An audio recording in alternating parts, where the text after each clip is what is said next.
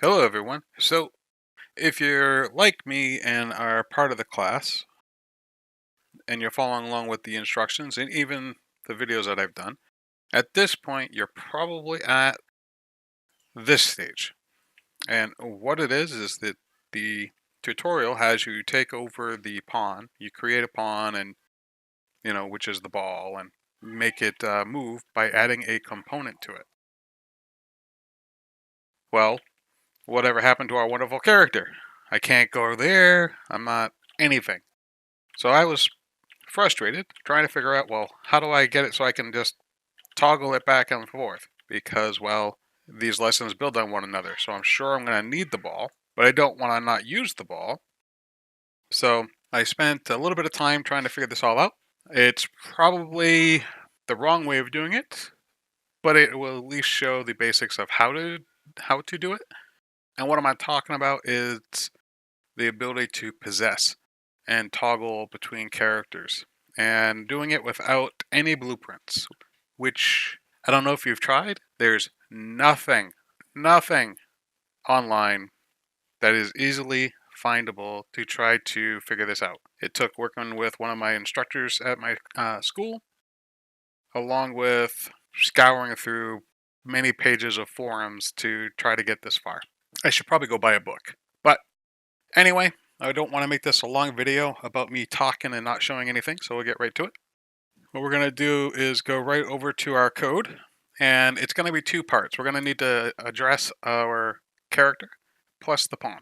Okay, so we're going to start, of course, with the header files, and there's going to be a couple things we need to add, beginning with a couple of properties that we're going to be using. I don't know if it's needed to be here, but I put them right in the protected. I'm going to make this one kind of stand out from the rest of the code here. All right, so this is going to be just my comment line, and just going to call it possession. All right, put that kind of in the middle.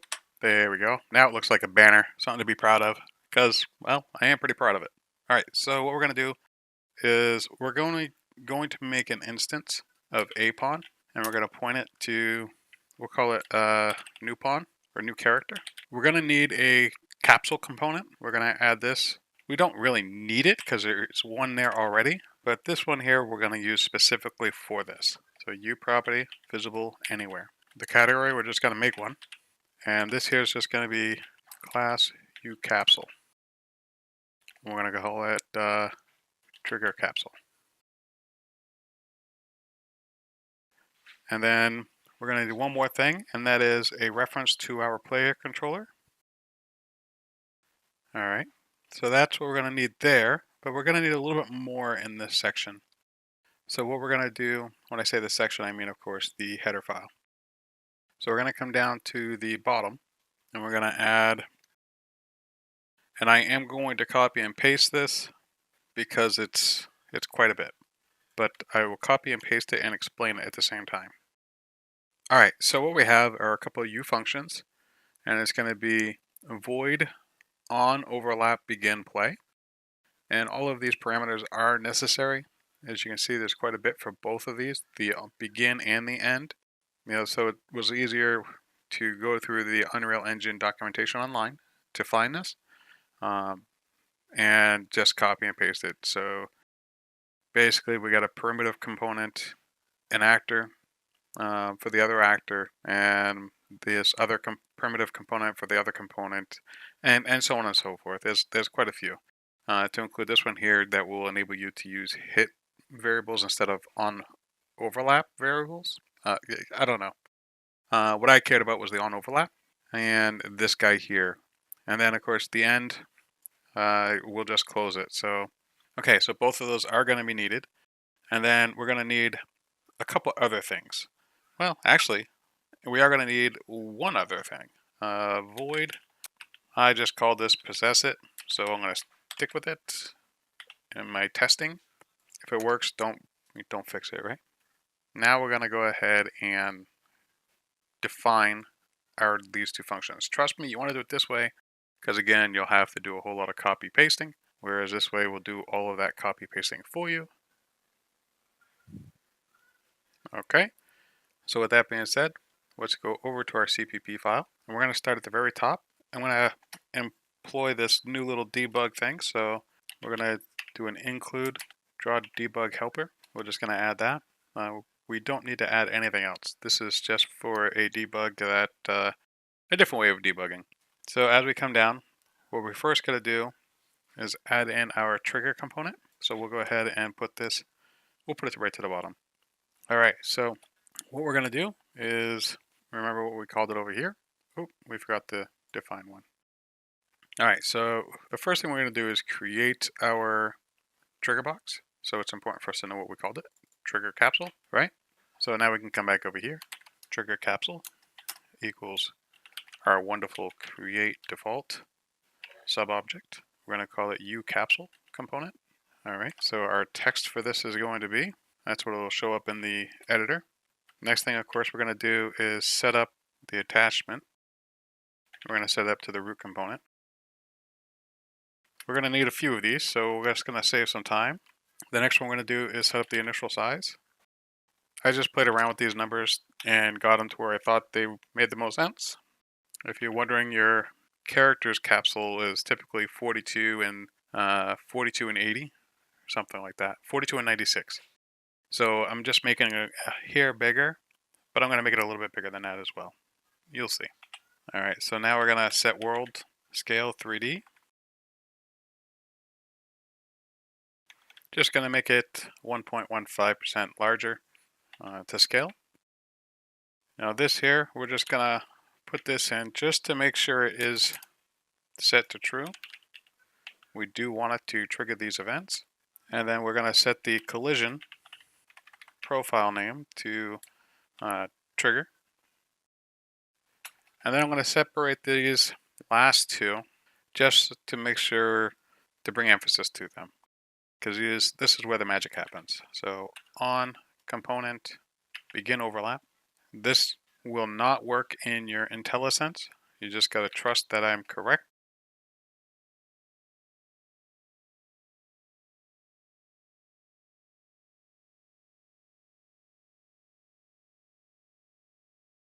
We're going to work with this class, and we're going to make sure to call our character, whatever your character class is called. In this instance, mine is player character.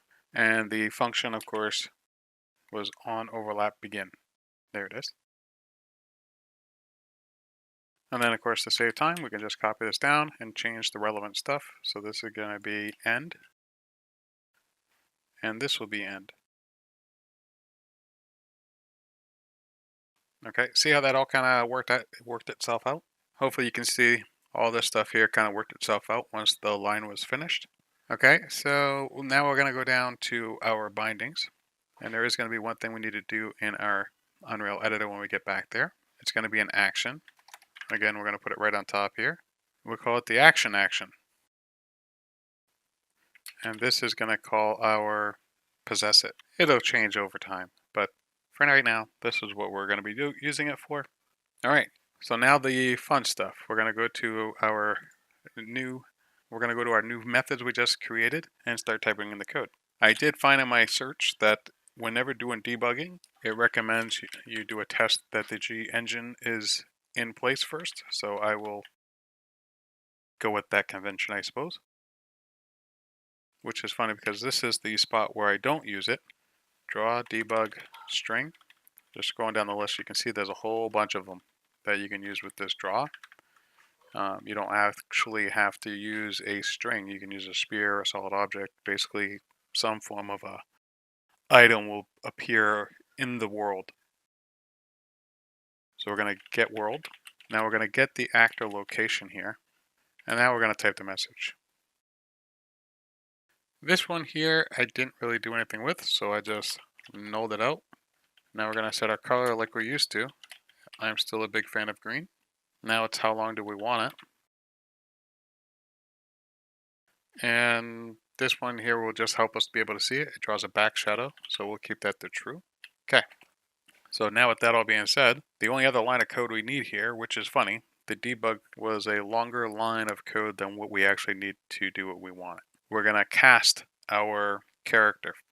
To cast, instead of casting in blueprints, this is how we would cast in C++. There was an issue when I figured this out for the first time. I was casting to the player character, which worked great in the realm of taking over each one of the different characters in the world. But when I wanted to take over the ball, it didn't know what I was doing. And so that's why we did a pawn. All right, so now we're going to come over to the end overlap function. And really all I did here, we'll just copy this. And all I really did here was just put a message on the screen. This time just to show diversity. Add on screen debug message. All right, so all I did here was just give you a visual cue that you're outside of the zone. Now to where the fun begins, and that is on the possess it. Remember up here, we created a new actor up here. Basically what we're doing here, let's go back up. With the begin overlap, we get what the other actor is that's overlapping. So what we're gonna do is use this functionality and cast it out and hold it. And then that way we can use it when we're going to possess. So one of the things we need to do when doing a possession is to get our player controller. This controller, 0. And now it's just real simple. We're going to unpossess what we currently have and now take over a new character. Now, yes, this will cause all sorts of problems if you should have other actors in the world that use the on overlap. However, I'm not illustrating what you do with those situations or how to elaborate on this because to be honest, I really don't know. However, through a whole lot of trial and error, I was able to figure this part out. Okay, so we're just going to build this real quick just to make sure it builds. And if it does, we're going to be able to move on to the pawn. Okay, so everything seems to have built. So we can come over to our pawn now. And realistically, a lot of the code, actually most of it, is transferable. So we're just gonna copy, paste. A lot of this can be carried over as well. But keep in mind, we already have some. If you followed along with my video at all, we already have some of this. But if you've done it yourself, I'm sure you have already got a good framework in place. So what we're going to do is start with the two things that we need. So you can see we already have here, we already have our components and our meshes. So all we need to do is come up here and add a few more things. Now I did do one other thing, but I'll do that in a second. Make sure this is true. And then of course we need our on begin overlap. Here it goes again. Just take that out of there. This. Now we got to keep in mind, now it's our pawn collision on begin overlap. Copy that down, change this, and of course this. The one other thing I wanted to mention was I changed this here to 100 to make our collision box bigger, but then I came down here and offset this by -50, and I changed this to 1.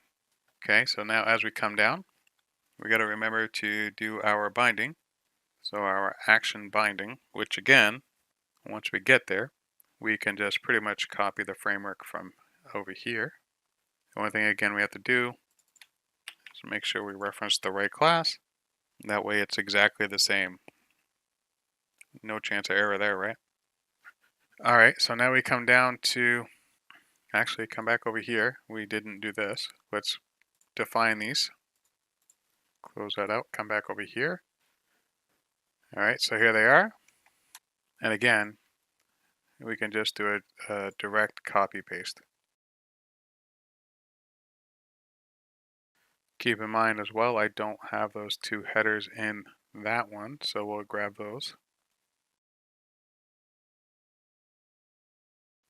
Okay, so we're going to go ahead and try build this, see if I got any errors in the crisscrossing. Okay, so I did get 2 errors. I got those there. Try again. All right, so all seems well. So we're going to come into our inputs. We're going to add a new action. Oh, it's already there. There it is. Action E. Must have put in there for something. All right. Anyway, it is there. So one of the other things we should do is come to our character and our levels. I just delete them just to be sure. But they look the same. All right, so maybe they were updated. We'll find out. Okay, so what we're going to do is I want to be able to illustrate this a little bit. That must be the player character. We're going to duplicate this. Call it green guy. We're going to make a quick material.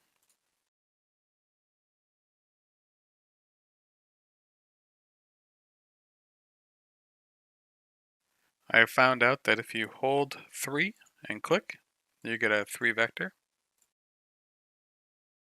We'll make this green, like all the way green. Make sure it's selected.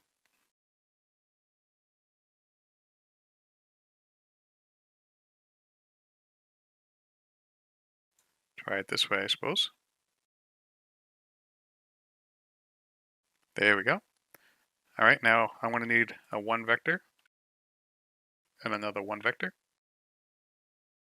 Doing the same method, you just hold the 1 key, metallic, base, or roughness. Metallic, a value of 1, roughness 0.2. There we go, I like it.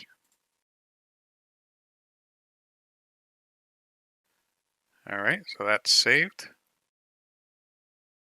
Now we're going to duplicate this 2 more times, just because I believe it helps show a little bit more what I'm trying to illustrate.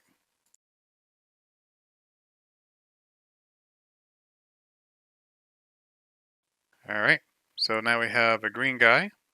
We have to make a blue guy, and we got to make a red guy. And if I drag each one of these out, well, let's go ahead and give them color first. Blueprint, viewport, make sure we're selected on the mesh. I find the easiest way, if this one here is the blue guy, which it is, select blue, come over here, and apply the mesh to both. Compile, save, and again, have faith, it's just rendering. There we go. Green guy.